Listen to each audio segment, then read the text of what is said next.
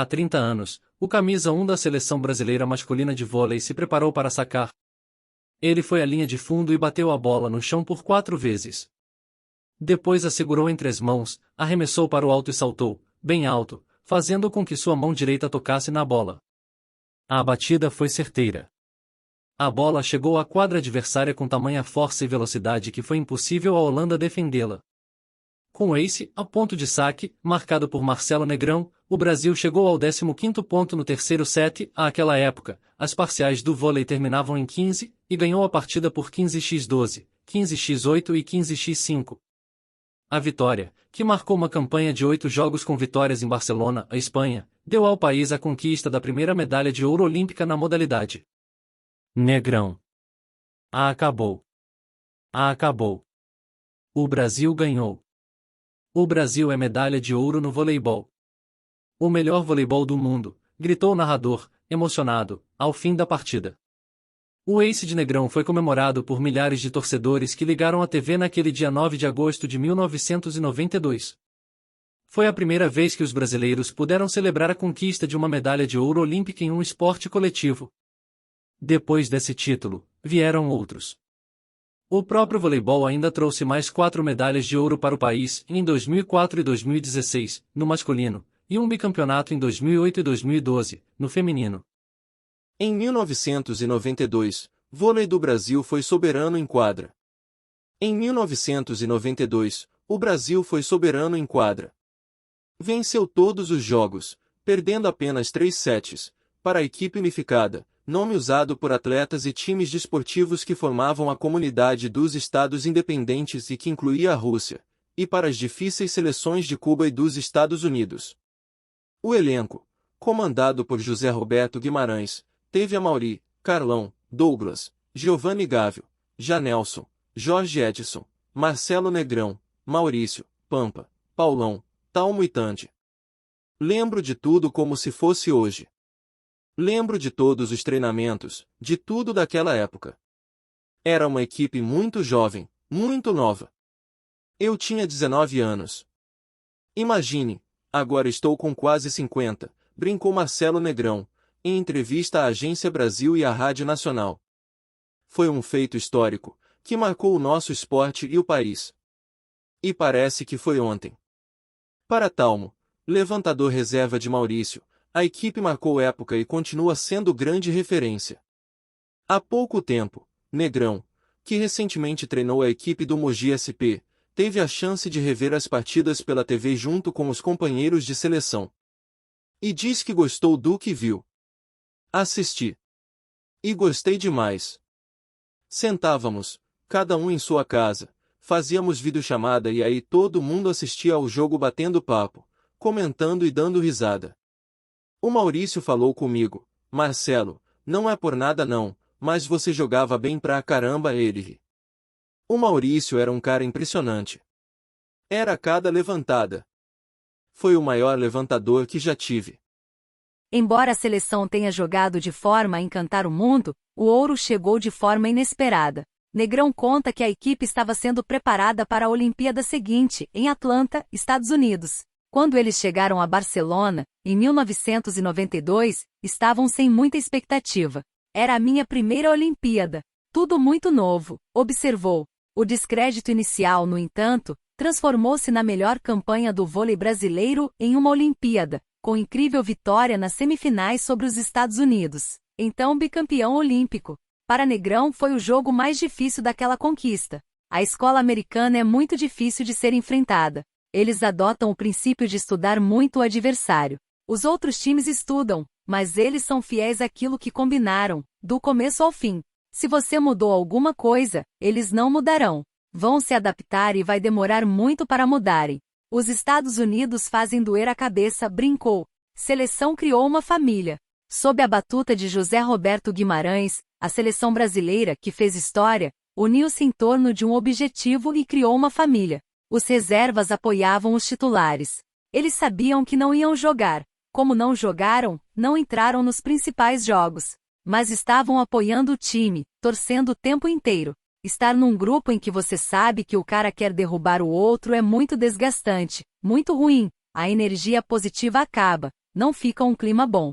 Mas conseguimos tirar isso da seleção brasileira, e aí se criou realmente uma família, disse Negrão. Mesmo com os holofotes sobre a equipe titular, o que muitas vezes significa também menos patrocínio e visibilidade para os reservas. Talmo diz que naquele momento, o pensamento era concentrado em estar sempre bem preparado para a eventualidade de ter que substituir Maurício, que chegou a ser considerado o melhor levantador do mundo.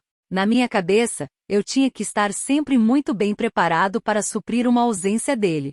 Mas, em nenhum momento, eu torcia para estar no lugar dele. Então, esse foi o grande diferencial de toda a equipe, titulares e reservas. Vibrávamos com a vitória dos caras dentro de quadra. Batíamos palmas para que eles pudessem jogar o melhor, mas, ao mesmo tempo, tínhamos que nos qualificar cada vez mais. Era preciso nos preparar e o treinamento era muito puxado. Nos dedicávamos para estar todos no mesmo nível. E se precisasse, a gente entraria e conseguiria fazer um bom jogo com vitória. Se não precisasse, aplaudíamos e íamos até o final. Acho que está aí a melhor campanha de todos os tempos do voleibol masculino, perdendo só 3 sets, afirmou. Além da família unida, a seleção inovou no modo de jogar voleibol no mundo. Tínhamos liberdade muito grande para criar. Eu sempre ficava atacando muitas bolas com o Maurício, e quando começamos a fazer as bolas um pouco mais rápidas, o Giovanni veio com uma jogada muito rápida na ponta, que não existia no mundo. Eu vinha com uma bola rápida do fundo, atacando na linha dos 3 metros, o que também não existia, contou Negrão.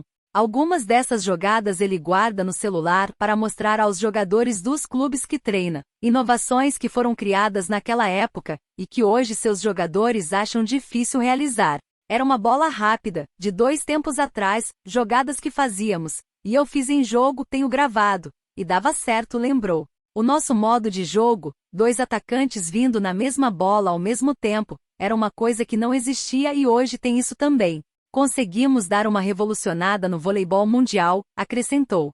Ex-levantador reserva da seleção, Talmo, que foi treinador do Al Hilal, Arábia Saudita, e hoje se dedica ao Atibaia SP e também ao doutorado. Lembra ainda que o voleibol mudou muito nos últimos 30 anos. Acredito que o esporte mudou, e mudou numa velocidade rápida. Tínhamos um primeiro componente que era a vantagem.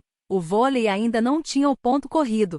Não havia líbero e os jogadores de meio de rede, que hoje saem para a entrada de um líbero, tinham que fazer parte dentro de quadra. Os atletas precisavam de condição técnica e tática muito maior na nossa época. Todo mundo tinha que fazer tudo. O esquema tático que o Zé arrumou para o time favoreceu a que jogássemos diferente de todas as Olimpíadas, de todas as equipes, até hoje. Nenhuma equipe jogou com a velocidade que jogávamos na época, puxando 2 bolas rápidas, acelerando o jogo o tempo inteiro, disse. É esse espírito criativo, essa capacidade que tinham de jogar em várias funções, que os 2 atletas veem como resposta às atuais seleções brasileiras. Com essa mudança do líbero, jogador que atua com camiseta diferente dos outros do mesmo time, com função prioritariamente defensiva, os atletas estão se especializando muito mais precocemente, e deixando de ter uma experiência técnica que os favoreça em seu desenvolvimento em longo prazo. Acho que esse é um ponto que temos de pensar, repensar e encontrar maneiras de trabalhar com os atletas jovens para que possam ter a experiência de variação de movimentos. Isso dará qualidade a eles em médio e longo prazo, disse Talmo. 30 anos depois, o vôlei brasileiro se consagrou em quadra e na praia.